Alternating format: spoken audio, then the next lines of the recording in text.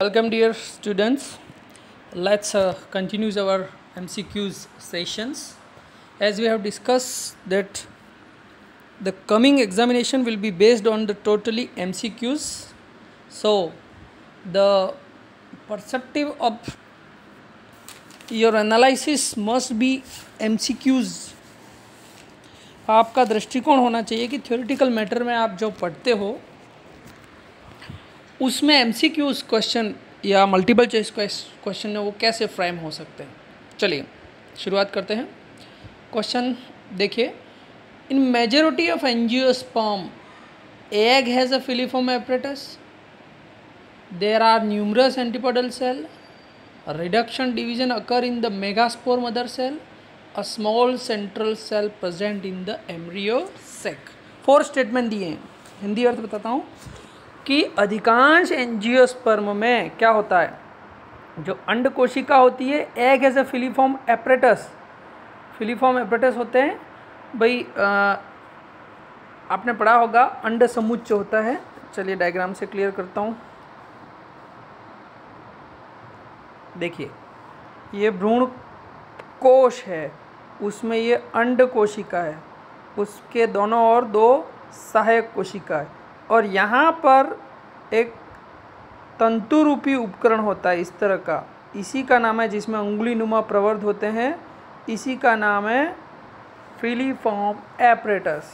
ठीक है, तो ये अंड कोशिका पर नहीं होता। पहला तो स्टेटमेंट है वो इनकरेक्ट है। Egg has a filiform apparatus नहीं होता। There are numerous antipodal cell, numerous नहीं होती, जनरली 3 होती है। Reduction division occur in the megaspore mother cell, अर्धसूत्री विभाजन गुरु बीजाणु मात्र कोशिका में होता है। तो चौथा स्टेटमेंट है, a small central cell present in the embryo sac. Central cell embryo sac में होती है, वो स्मॉल नहीं होती, बड़ी होती है। तो ओवरऑल जो हमारा जो स्टेटमेंट है सी सही लगता है कि मेगास्पोर मदर सेल जो होती है, गुरु बीजाणु मात्र कोशिका, उसमें अर्धसूत्री विभाजन होता है। अर्धसूत्री विभाजन से 4 गुरु बीजाणु बनते हैं और उन चारों में से एक ही फंक्शनल होता है।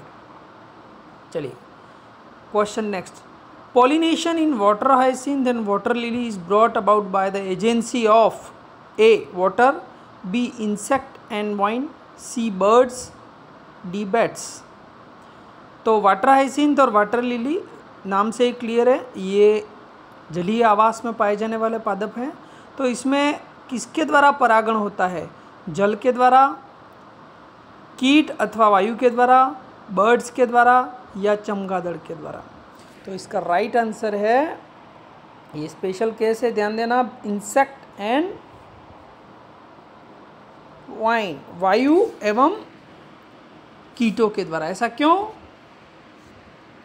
भले ये जलीय आवास के पादप हैं, लेकिन ये पूरी तरह से जल मग्न नहीं होते, इनके फ्लावर बाहर लगते हैं और जल की सतह पर इनका जो पॉलिनेशन है वो या तो वायु के द्वारा होता है अथवा कीटों के द्वारा होता है।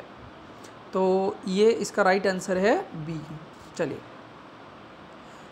The ovule of an angiosperm is technically equivalent to megasporangium, megasporophyll, megaspore mother cell, megaspore. Angiosperm का जो बीजांड होता है वो तकनीकी रूप से किसके तुल्य है? गुरु बीजाणुधनी के तुल्य, गुरु बीजाणु पर्ण के तुल्य, गुरु बीजाणु मात्र कोशिका के तुल्य या गुरु बीजाणु के तुल्य। इसको थोड़ा सा आप डायग्राम से समझें। चलिए, ये वर्तिकाग्र, ये वर्तिका और ये अंडाशय। अंडाशय के भीतर बीजांड बनता है जिसको इंग्लिश में ओव्यूल कहते हैं। इस ओव्यूल के अंदर गुरु बीजाणु बनते हैं 4, जिनमें से 3 तो डिस्ट्रॉय हो जाते हैं और केवल 1 बचा रहता है। तो कहने का तात्पर्य है कि जब बीजांड के अंदर गुरु बीजाणु बनते हैं तो एक तरह की ये गुरु बीजाणु धनी हो गई, मेगास्पोरेंजियम हो गई. So we can say that the ovule of an angiosperm is technically equivalent to megasporangium. Angiosperm का जो बीजांड है वो गुरु बीजाणु धनी के तुल्य है. चलो नेक्स्ट. मेल गेमेटोफाइट इन एंजियोस्पर्म प्रोड्यूसेस. जो एंजियोस्पर्म में नर युग्मकोद्भिद होता है वो क्या उत्पन्न करता है? 2 स्पर्म एंड वेजिटेटिव सेल. 2 नर युग्मक और 1 कायिक कोशिका, 1 नर युग्मक और 8 कायिक कोशिका, 1 नर युग्मक और 2 कायिक कोशिका, या 3 नर युग्मक. इसका राइट आंसर आपने पढ़ा है, परागकण अंकुरित होता है तो पराग नलिका बनती है जिसमें एक तो वेजिटेटिव न्यूक्लियस होता है कायिक केंद्रक और 2 नर केंद्रक होते हैं, 2 स्पर्म होते हैं. तो इसमें कौन सा आंसर सही होगा? पहला, 2 sperm and a vegetative cell. चलिए next. The wheat grain has an embryo with 1 large shield shaped cotyledon known as epiblast, coleorhiza, scutellum और कोलियोप्टाइल.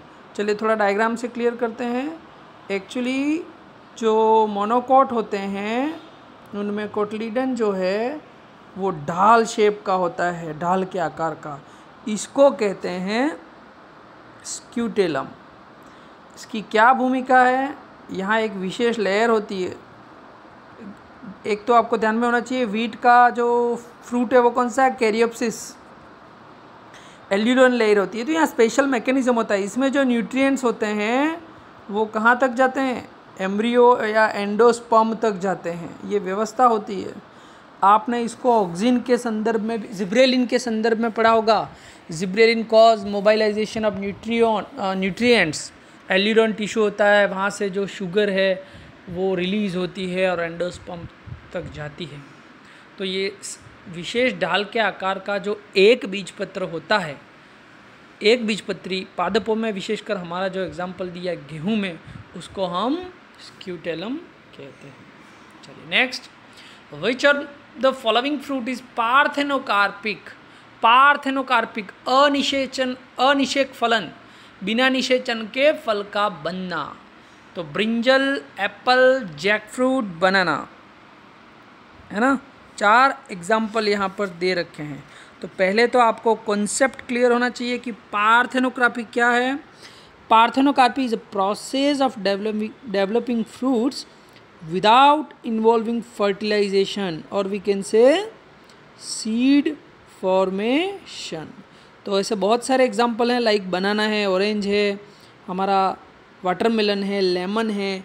इन सब में जो है वो आर्टिफिशियली इंड्यूस की जाती है पार्थेनोकार्पी, जो हमारे लिए कमर्शियली इम्पोर्टेंट है. ये आप प्लांट हार्मोन के एप्लीकेशन में भी पढ़ते हैं. So here the right answer will be D, banana. चलिए next. Filiform apparatus is a characteristic feature of generative cell, nucellar embryo, aleurone cell और सिनर्जीड्स. ठीक है, कि हमारा जो तंतुरूपी समुच्चय या तंतुरूपी उपकरण है वो किसकी विशेषता है? जनरेटिव सेल, जनन कोशिका का, न्यूसीलर एम्ब्रियो, हमारा जो भ्रूण है उसका, एल्यूरोन लेयर जो कि एक बीजपत्री पादपों के एक बीजपत्र में पाई जाती है, और सिनर्जीड्स जो सहायक कोशिकाएं होती है. तो जैसा कि हमने पहले पढ़ा है कि तंतुरूपी, चलिए इसको डायग्राम से मैं थोड़ा सा क्लियर करता हूँ. ये अंड कोशिका, इसके दोनों ओर सहायक कोशिका. तो ये जो सहायक कोशिकाएं हैं उस पर हमारा फिलीफॉर्म एपरेटस पाया जाता है. एक्चुअली ये क्या करता है कि पोलन ग्रेन से जो पराग नलिका आती है उसके मार्ग को, डायरेक्शन को ये निर्देशित करता है ताकि अल्टीमेटली ये अंड कोशिका तक नर केंद्रक पहुंच सके. तो तंतुरूपी जो समुच्चय है वास्तव में कुछ ऐसे केमिकल रिलीज़ करता है जो पराग नलिका के मार्ग निर्देशन का कार्य करते हैं, यानी अल्टीमेटली ये वहाँ तक पहुँच सके।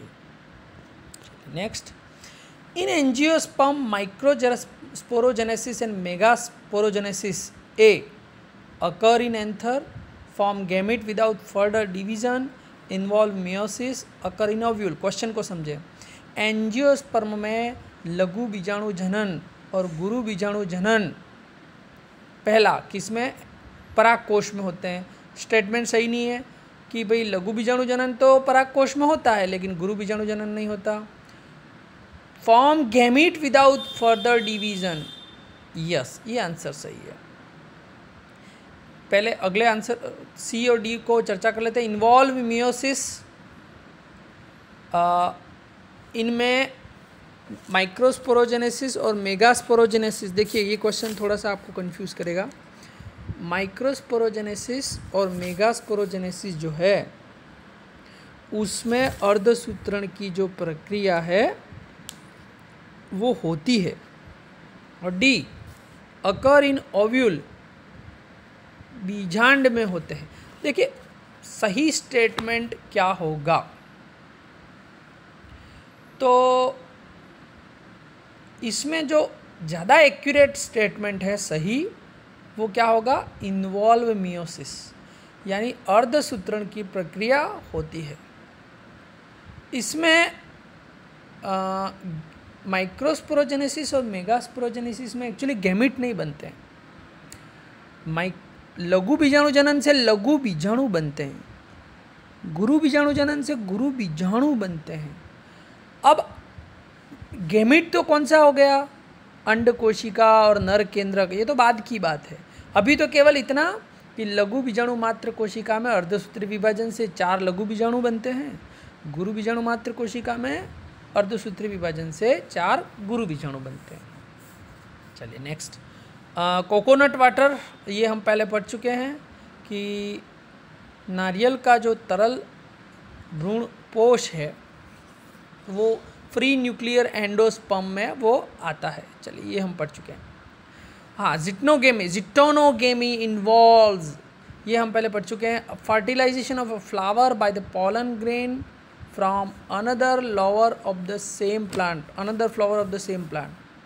मतलब इसको हमने पहले डिस्कस किया था।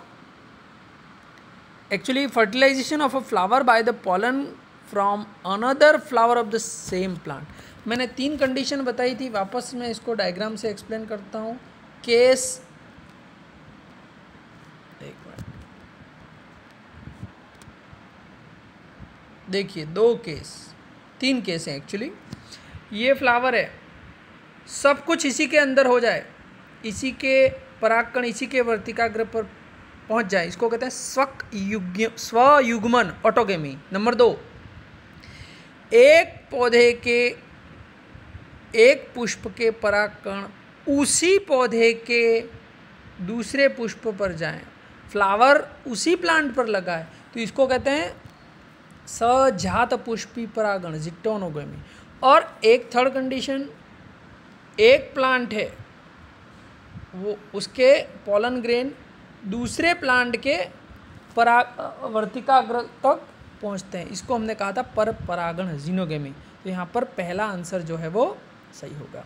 चलिए question number 21, pollen tablets are available in the market for, पराग कणों की टैबलेट्स होती है, किसके लिए होती हैं, पात्रे निषेचन के लिए, जो ब्रीडिंग प्रोग्राम्स हैं, पादप प्रजनन कार्यक्रम है उसके लिए, सप्लीमेंटिंग फूड, पोषण के लिए भोजन के रूप में, या एक्स टू कंजर्वेशन, बाह्य स्थानीय संरक्षण के लिए। तो आपको ध्यान में होना चाहिए, पॉलन ग्रेन के 2 स्पेशल केसेस हमने डिस्कस किए थे। पॉलन कॉज एलर्जी, एक तो नुकसान है वायु में जो उड़ते हुए सूक्ष्म परागकण है वो एलर्जी करते हैं, लेकिन परागकणों में कई संचित पोषक पदार्थ होते हैं, न्यूट्रिएंट्स होते हैं जो हमारे लिए भी बहुत फ़ायदेमंद होते हैं। तो पॉलन ग्रेन की कुछ टैबलेट्स बनाई जाती हैं जिनको फूड सप्लीमेंट के रूप में लिया जाता है। चलिए next question, function of filiform apparatus is to recognize suitable pollen at stigma, stimulate division of generative cell, produce nectar और guide the entry of, यहाँ पोलर लिख दिया है, यहाँ पर सही वर्ड है पोलन ट्यूब। क्वेश्चन क्या है इसको समझे कि हमारा जो तंतुरूपी समुच्च या उपकरण है फिलीफोम एपरेटस, उसका क्या कार्य है। क्या ये उचित पराग कणों की पहचान करता है ताकि वो वर्तिकाग्र पर आ सकें उसी जाति के। क्या ये जनन कोशिका में कोशिका विभाजन को प्रेरित करता है। क्या ये नेक्टर प्रोड्यूस करता है या ये पराग नलिका को गाइड करता है। तो हमारा इसमें आंसर होगा D, it guides the entry of pollen tube. चलिए next, megasporangium is equivalent to, ये क्वेश्चन पहले था उसका उल्टा है। गुरु बीजाणुधानी किसके तुल्य है। एम्ब्रियोसेक, भ्रूण कोश, फ्रूट फल, न्यूसिलस बीजांडकाय या ओव्यूल बीजांड। तो हमारा आंसर है इसका ओव्यूल बीजांड, है ना। चलिए next question, which of the following statement is correct. Hard outer layer of pollen is called intine. जो पोलन पराग कण की बाहरी कठोर परत है उसको कहते हैं, क्या कहते हैं, इंटाइन, अंतःचोल। Sporogenous tissue is haploid. जो बीजाणुजन उत्तक है वो अगुणित होता है। Endothecium produce the micro, endothecium से परागकण उत्पन्न होते हैं। Tapetum nourish the developing pollen. तो इनमें से हम पढ़ चुके हैं, एक ही स्टेटमेंट सही है कि टेपिटम जो है वो परागकणों का पोषण करता है। चलिए next, advantage of cleistogamy is higher genetic variability. यह उच्च स्तर की जननिक विभिन्नताएं पैदा करता है। मोर विगरस ऑफ स्प्रिंग, ऐसे ओज गुणों युक्त संतानों को उत्पन्न करने में सहायक है। नो डिपेंडेंस ऑन पॉलिनेटर्स, इस विधि द्वारा जो पॉलिनेटिंग एजेंट हैं, चाहे जल, वायु या कीट हो, उन पर निर्भरता समाप्त हो जाती है। या विविपेरी, तो विविपेरी क्या होती है, आप इसको भी हम पहले डिस्कस कर चुके हैं। तो इसका जो राइट आंसर है, पहले तो क्लिस्टोगेमी को समझना होगा। क्लिस्टोगेमी क्या है, ऐसी कंडीशन जिसमें फ्लावर ऑलवेज बंद होता है, कभी खुलता नहीं है। तो इसमें क्या होता है कि पोलन ग्रेन जो हैं वो उसी पुष्प के स्टिग्मा या वर्तिकाग्र तक पहुंच जाते हैं। तो इसमें पॉलिनेशन इंश्योर हो जाता है, बाहर से किसी एजेंट की आवश्यकता नहीं होती। स्पेशल केस है cleistogamy. So cleistogamy insure the independence of flower for the pollination for external any factor. So हमारा आंसर होगा, क्या होगा इसमें कि नो डिपेंडेंस ऑन पॉलिनेटर। चलिए next, an organic substances that can withstand environment at extreme and cannot be degraded by enzyme is, right answer है sporopollenin. हमने चर्चा की थी, स्पोरोपोलेनिन हार्डेस्ट पार्ट होता है जो प्रतिकूल पर्यावरण परिस्थितियों से और विभिन्न एंजाइम और रसायनों से परागकण की सुरक्षा करता है। Next, even in the absence of pollinating agent seed setting assured in, मतलब बिना किसी परागण माध्यम के भी सीड सफलतापूर्वक बीजों का निर्माण किसमें होता है। So the right answer is Commelina, है ना।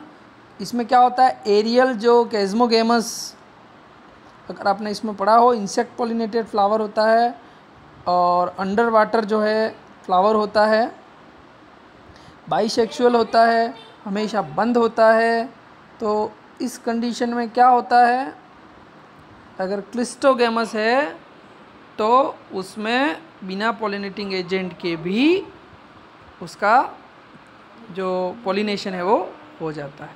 चलिए अगले हमारे कुछ वीडियोज़ में हम और MCQs की चर्चा करेंगे।